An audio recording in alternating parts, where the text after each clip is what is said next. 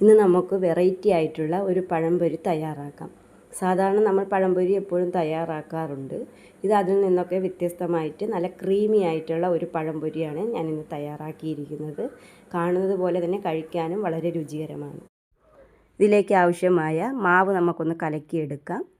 ആദ്യം മൈദാപ്പൊടി ഇതുപോലെ ഇട്ട് കൊടുക്കുക. മൈദാപ്പൊടി ഇട്ട് കൊടുത്തതിന് ശേഷം ഇതിലേക്ക് അല്പം അരിപ്പൊടി കൂടി ചേർത്ത് കൊടുക്കണം. അരിപ്പൊടി കുറച്ച് മതി. അരിപ്പൊടി കൂടി ചേർക്കുമ്പോൾ നല്ല ക്രിസ്പി ആയിട്ടിരിക്കും.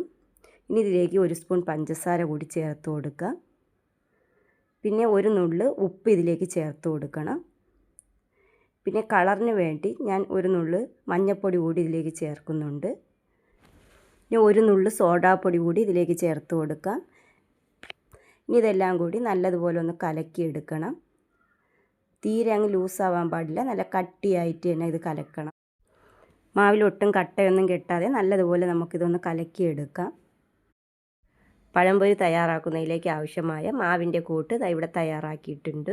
ഇനി കുറച്ച് തേങ്ങ എടുക്കണം. തേങ്ങയിൽ പഞ്ചസാരയും ഏലക്കാപ്പൊടിയും കൂടെ മിക്സ് ചെയ്തെടുക്കണം. അതും എടുത്തിട്ടുണ്ട്.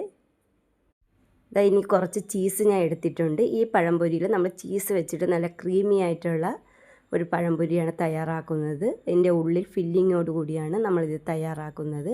അപ്പോൾ ഈ പഴം ഇതുപോലെയാണ് ഞാൻ കട്ട് ചെയ്തെടുക്കുന്നത്. ഒരു 2 ലെയറായിട്ട് കട്ട് ചെയ്തിട്ട് അതിൻ്റെ ഒരു ഭാഗം വിട്ടുപോകരുത്. ഇതുപോലെ ഇങ്ങനെ എടുത്തിട്ട് ഇതിനകത്ത് ചീസ് വെച്ച് കൊടുക്കണം. ചീസ് വെച്ച് കൊടുത്തിട്ട് നമ്മൾ നേരത്തെ തയ്യാറാക്കി വെച്ചിരിക്കുന്ന ആ തേങ്ങയുടെ കൂട്ട് ഇതിലേക്ക് വെച്ച് കൊടുക്കാം.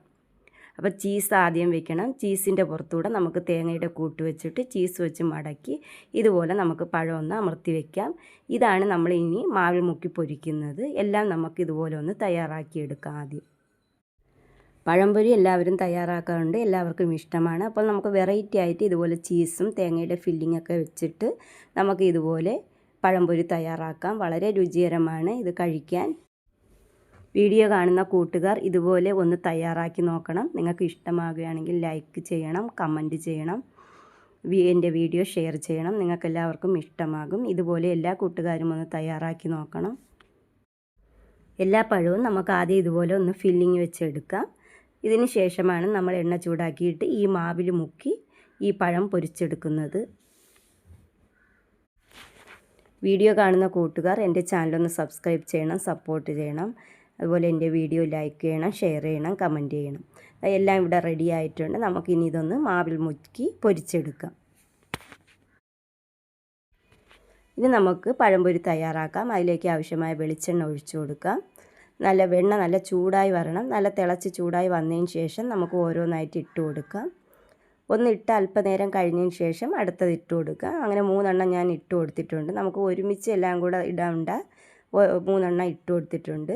ഒരു സൈഡെല്ലാം നല്ല ഫ്രൈ ആയി വരുമ്പോൾ പതുക്കെ ഒന്ന് മറിച്ചിടണം. അങ്ങനെ 2 സൈഡും നമുക്ക് നല്ല മൊരിച്ചെടുക്കാം.